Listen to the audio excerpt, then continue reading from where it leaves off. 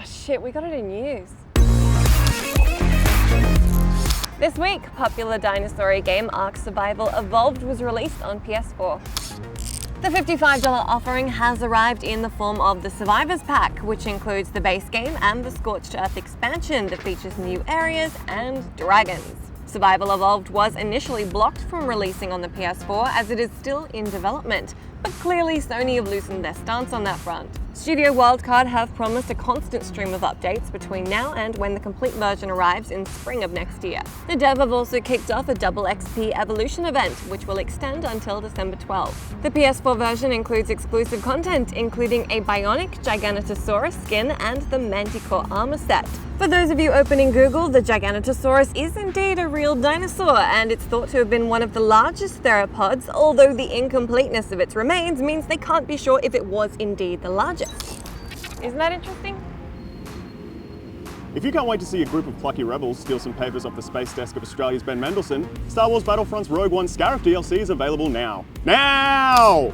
The DLC adds 4 maps set on the no doubt incorrectly pronounced tropical planet of Scarif. 2 new playable characters, Jyn Erso, and the mechanic from The Place Beyond the Pines, director Orson Krennic, as well as new weapons and star cards. There is also a new multi-stage mode called Infiltration that features ground and space-based combat, along with the free X-Wing VR mission for PlayStation VR. You can grab Rogue One Scarif for Star Wars Battlefront right now if you have the Ultimate Edition or the Season Pass, or you can wait and pick it up on its own on December 20. And X-Wing VR is free for all owners of Star Wars Battlefront on PS4. It's free. Final Fantasy 15. It's my favorite game about instant noodles until Yakuza 6 comes out. Anyway, this week, Hajime Tomato, the game director, announced a bunch of new free updates that will be coming for the game in the future. Tabata said on a Square Enix blog post that the great reception of the game has allowed the developer to expand their post-launch plans even further. Their early plans are to enrich certain aspects of the game, with gameplay enhancements for Chapter 13, buffs to ring magic, among other things. After those updates come out, Square Enix will focus on the story, adding more scenes and sequences which will give insight into characters. In the long term, Tabata said the idea is to make certain key characters beyond the 4 protagonists playable, add a new Game Plus mode, as well as items that introduce new playstyles like low-level runs and God mode. They're looking into readability tweaks like font sizes, and finally they're looking to add real-time content like new bosses with exclusive rewards and limited-time hunts. Count me in. Now let's take a quick break to watch this amazing cup noodle ad. 世界から闇を払い、失われた光を取り戻すこと。それが世界の運命だ。いつまで守られる側でいる。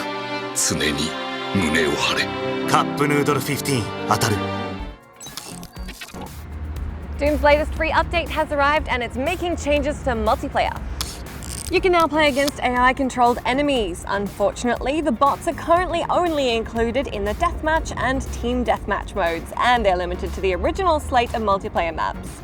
Update 5 also introduces a new multiplayer mode called Infernal Run, wherein 2 teams compete to hold onto a ball and chuck it into the enemy's goal. Although this is Doom, so that ball is a squishy eyeball, obviously. The level cap has also been bumped up to Echelon 11, and you can log on now for double XP until December 12. For the full patch notes, check out our story on GameSpot.